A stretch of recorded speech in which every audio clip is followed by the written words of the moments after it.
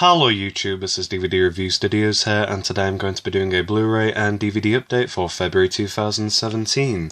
So let's begin with the Blu-rays. First up we have the complete second season of The Walking Dead, which I traded in my DVD sets of The Walking Dead last month, along with a few other things when I purged my collection, so to speak. And I rebought Season 2 and Season 5 on Blu-ray with the exchange money, because Season 2 is one of my personal favourites. Season 3 is my favourite, but I can't find that as of yet. But I really do love the season for Herschel's farm, the introduction of Herschel and his daughters as main characters, and I love the turn on Shane towards the end of the season, which is fantastic, just a really great plot. And overall, despite it being slightly slow in some areas, I did enjoy this much more than some of the newer episodes of The Walking Dead, so definitely a personal favourite of mine.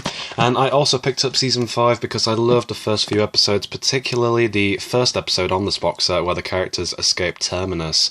That's got to be my all-time favourite Walking Dead episode ever, and I really loved Tyrese's death in this series as well, which was fantastic, with the hallucinations of the governor and the two little girls that Carol killed. Just absolutely phenomenal show in terms of the graphics, etc. Just much better than I thought this would have been. I really enjoyed rewatching this season. So that's 2 and 5 of The Walking Dead. I'll probably try and pick up the others either next month or ASAP. Regardless. Next up we have John Wick, starring Keanu Reeves, which the sequel came out a couple of weeks ago, John Wick Chapter 2, and that apparently is doing much better in ratings than the first film, which is quite intriguing. But this is basically just a mindless thriller action movie full of gory deaths, and I do kind of like those kind of movies. But what drew me to this film was the character of John Wick himself. Very evocative beginning scene where he loses his wife, and his wife gives him one final gift, which is this adorable little puppy, and then that gets brutally murdered, which was actually quite upsetting because of how adorable the puppy was, but still, that just brings John Wick as a hitman back into his prime, and just the film overall was phenomenal. I really enjoyed this, and I'm looking forward to seeing the second one, so that is John Wick. Next up we have the X-Men Days of Future Past Rogue Cut, which is basically just an extra 20 minutes of footage, literally just to include the character of Rogue, which this was kind of pointless in my opinion, but it was a good cut of the film. I really loved the scene featuring Ian McKellen's Magneto and Iceman as they go to recover Rogue herself and then fight a Sentinel. So overall, not a bad movie. X-Men Days of Future Past is my personal favourite, but a really good cut of the film. I did actually prefer this over the theatrical version, despite it being slightly pointless. But that's the Rogue cut of Days of Future Past, definitely recommend. Next up we have IP Man starring Donnie Yen, which is a Cantonese dubbed film with English subtitles from China, and this is a martial arts kung fu movie, and to my surprise this was phenomenal. I really did enjoy Donnie Yen in Rogue One, so I thought I'd check out some of his other films, and IP Man sounded quite interesting, so I thought I would check it out, and it was really great. The first 40 minutes of the film was quite interesting, sort of comical in some areas, with the dialogue and the funny humour as we see Master IP, who is beloved by literally all the locals. And then about 40 minutes into the movie, the entire thing twists as the Japanese invade China, and then we see him struggling to provide food for his family, and then he starts fighting off some of the Japanese soldiers on purpose in order to earn bags of rice. And the cinematography in this film was phenomenal, just absolutely fantastic visuals for fight sequences. And so that's IP Man, and I also picked up IP Man 2, which I haven't watched yet, and I'm really looking forward to checking it out after the ending of IP Man. So that's IP Man 2, which I'm hoping will be really good. And finally for the Blu-rays we have Star Wars Rebels Season 2, which I picked up Star Wars Rebels Season 1 around Christmas, and was actually quite intrigued by it. I've not checked out the Clone Wars, which is the previous cartoon series of Star Wars, but this series drew me in a lot more because of the more association with the original Star Wars films, and I really enjoyed this for the brand new characters, but then they've started bringing out more characters from the Clone Wars, such as Ahsoka and Captain Rex, and now we're expanding to characters from the original trilogy, such as Yoda, Grand Moff Tarkin, Darth Vader, and then we bring back Darth Maul from the prequels, which was quite interesting. I believe he was resurrected in the Clone Wars. I haven't watched the show, so I don't really know too much about it, but he was really great in this cartoon series, and if you're a fan of Star Wars, I would highly recommend checking it out. Very good stuff. So that's it for the Blu-rays. Let's move on to the DVDs. First up for the DVDs, we have Memento, directed by Christopher Nolan. A great film starring Guy Pearce portraying the character of Leonard, who suffers from short-term memory loss after a head injury, and the main focus of the film is following him seeking out who murdered his wife, which was quite an interesting storyline. But what drew me to this film was the concept of him not being able to generate new memories, rather than just not remembering anything like your typical Bourne film, for example. So overall, absolutely phenomenal. I loved the directing style and the editing in particular, the black and white segments which flowed chronologically in terms of story, and then the rest of the film, which is in colour, in a sense flowed backwards. It's quite difficult to explain, but I would highly recommend watching this film. Absolutely terrific. Next up we have Gattaca, set in the near future where people are literally judged on their DNA structures, and so you're either valid or invalid, and the main character, Vincent, portrayed by Ethan Hawke, is an invalid, and in order to achieve his dream job at working for the Gattaca Aerospace Corporation, he goes to Jude Law's character, who is Jerome, and they strike a deal together, and he literally wears Jerome's DNA. So Jerome extracts urine samples, blood samples, skin cells, hair, anything, and that allows Vincent to pass and actually access the Gattaca building, which is just a really great film for the deceitful storyline overall, and was just really entertaining, so I would definitely recommend checking this film out. Really underrated in my opinion. Next up we have The Illusionist, which is set in the early 1900s in the city of Vienna in Austria, and it stars Ed Norton portraying the character of Eisenheim, who is a stage magician who deceives the entire city of Vienna with his illusions, and then midway through he pulls off the biggest illusion of them all in order to protect the love interest, the Duchess Sophie, portrayed by Jessica Biel. So overall, a really enjoyable film. I loved the visuals in this film, and it was really well directed by one of my personal favourite directors, Neil Berger, so definitely would recommend checking this film out. Next up we have Speed, which has been in and out of my collection for years. It's been about 4 years since I've watched the film, but I must have had about 5 copies of this movie, and either they're always scratched, or the disc is cracked, or I just trade it in. Something always happens. This DVD is cursed. But I'm really glad to have this back in my collection. I got this brand new on Amazon fairly cheap, and it's a really enjoyable film. I do love Keanu Reeves as an actor, one of my personal favourite actors, and I'm sure everybody knows the storyline for this movie of the bus having a bomb on board, and if the bus goes over 50 miles per hour, the bomb activates, and then if the speed drops beneath 50 miles per hour, the bomb will explode. So a really entertaining thriller movie, so that is Speed. Next up we have the Star Wars Trilogy bonus material disc, which I always see in everybody else's DVD collection overviews, and this was included in the Star Wars Trilogy box set of 4, 5, and 6, and it was only available in that box set, but I found this on its own. I think it was in CEX, I can't quite remember, for only 25p.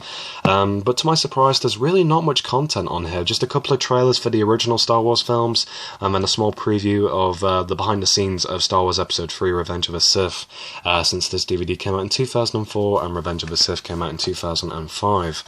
But there's some interesting artwork on the disc and some artwork on the bonus material pamphlet kind of thing. So yeah, nothing too spectacular, but okay for the price, I suppose.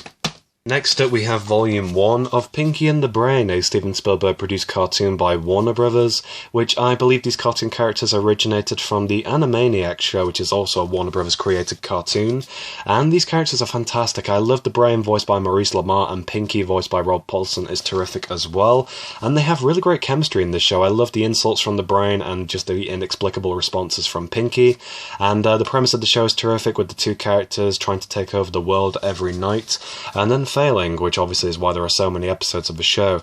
But 22 episodes, this show spanned from 1995 till 98, and unfortunately it doesn't have a European release. This is an American imported DVD, but it's a really nice little box set with an embossed front cover. And opening this up, we have the episode guide, all 22 episodes, along with the special feature, Are You Pondering What I Am Pondering, which is one of the catchphrases. And there's the 4 DVD discs. So overall, a really nice release and a really great cartoon. I love having these kind of cartoons on in the background when I'm working. So overall, absolutely terrific. So that's Pinky and the Brain Volume 1. Next up we have Peep Show Series 9, a fitting conclusion to the fantastic show that is Peep Show, which I was really disheartened to learn that this would be the final series of the show, but it has ran for a very long time, and all 9 series are terrific. I can't really flaw any of them. The first 2 episodes of this 9th series weren't terrific, but they were good, but the latter 4 seemed more like classic Peep Show, and I really did enjoy them, especially the last episode, the kidnapping, which was absolutely hilarious, and I really enjoyed this overall. We have some really great sort of loose ends tied up, such as what Super Hansa's real name is, and overall terrific. I love David Mitchell and Robert Webb as a comedy duo, so I would highly recommend checking out Peep Show. Next up we have Russell Howard's Good News, the Best of Series 2, which is now a long compilation of some of the funnier moments from the second series of Good News. And overall was terrific. I love Russell Howard's style of comedy, absolutely fantastic, despite most of it being irrelevant politics from the past couple of years, but still absolutely fantastic and really enjoyable. So that is the Best of Good News Series 2. Next up we have Beavis and Butthead do America, the feature-length movie from Mike Judge, and really great animation with this, kind of a basic plot overall with Beavis and Butthead going on, quite a convoluted adventure across America to find their stolen television, which gets stolen at the beginning of the movie, but really great animation as I said, and I love the beginning dream sequence with the giant Beavis and the giant Butthead destroying the city, fighting one another, and the plane sequence is fantastic too with the older lady as they are going to Las Vegas. So overall phenomenal film, despite it being really simple. So that is the Beavis and Butthead movie. And finally we have the box set of the original Planet of the Apes movies. We have the Planet of the Apes starring Charlton Heston from 1968, and the 4 sequels, and the 2001 Tim Burton remake, which I shall get to momentarily. So let's discuss these movies first of all. It's a really nice little box set, by the way, which I got for only $2.50, which is a pretty good deal. And it's a 6-disc set with all 5 movies and a bonus documentary disc, which I unfortunately haven't watched yet, but I was very intrigued by it anyway. So let's begin with, of course, Planet of the Apes, starring Charlton Heston, from 1968, and this film is phenomenal. I love the character of Dr. Zaius, the ending is fantastic, and was overall quite a phenomenal film for the soundtrack in particular. I really enjoyed this. So that's the original Planet of the Apes, which might rival as my favourite, with Dawn of the Planet of the Apes being either on par with it or coming in a close second. But next up we have Beneath the Planet of the Apes, which I utterly fucking despise. It began okay. I quite liked the idea of the astronaut Brent travelling to the future to the Planet of the Apes, but onwards from there with the underground civilization of telepathic humans, which completely ruined the film. Just overall absolutely awful. So yeah, I wasn't really happy with this, especially the ending where they literally destroy the world. Kind of pointless, but from destroying the world we get 3 more sequels. We get Escape from the Planet of the Apes, featuring Zira, Cornelius, and one of the other apes, which dies at the beginning of the film. But I love Zira and Cornelius, really great characters from this franchise, and this is basically their movie, even though it's more of a bad 70s comedy than anything, and the ending is once again a letdown with the 2 characters dying, but they have a son, which is Caesar. And then we jump forward to the next film, Conquest of the Planet of the Apes, which I thought was utterly pointless. The first hour and a bit was really tedious despite the short length of it only being 83 minutes, but Caesar leads a rebellion against the humans that basically enslaved the entire ape race. So it got good towards the end, but was overall quite shit. And then we have probably the best one out of the sequels, which is Battle for the Planet of the Apes, where Caesar continues his little rebellion and then fights off a whole load of humans. And it was overall good. It just began kind of slow and had some slow moments throughout, but it had its moments and was quite interesting, so overall quite enjoyable. So that's Battle for the Planet of the Apes. And to conclude this update video, we have the 2001 remake, or reimagined version, really, of Planet of the Apes by Tim Burton, which I can get some enjoyment out of this film. The main sequence that was meaningful to me personally was the battle towards the end between the apes in armour and the humans, and I really enjoyed the sequence where Mark Wahlberg's character destroys the engine on the ship and completely obliterates a whole load of the apes. That was really well filmed and actually quite a good scene, but the rest of the film is pretty mediocre and in some areas quite piss poor. The main issue that I do have with the movie is in some areas the costumes. The apes in armour looked fantastic. They were really genuinely quite menacing and overall very interesting as characters, more or less. They just brought a little bit more to the characters. But the rest of the apes, the ginger one in particular, looked horrible, and the Zero-style character portrayed by the lovely Helena Bonham Carter was just the worst character in this film. I love Zero from the original Planet of the Apes movies, but this sort of spin on that character was horrible. The shrieking of the character, the way it looked, just horrible, just laughable. And yeah, that's a main issue that I have with this film. The ending was quite perplexing, where Mark Wahlberg's character leaves the Planet of the Apes and travels backwards in time, back to his own time, and then ends up back on planet Earth, where the entire human civilization is replaced by apes, quite literally. So yeah, overall a very bad spin on the franchise, and just a horrible film. So that is the remake of Planet of the Apes. Not a good film at all.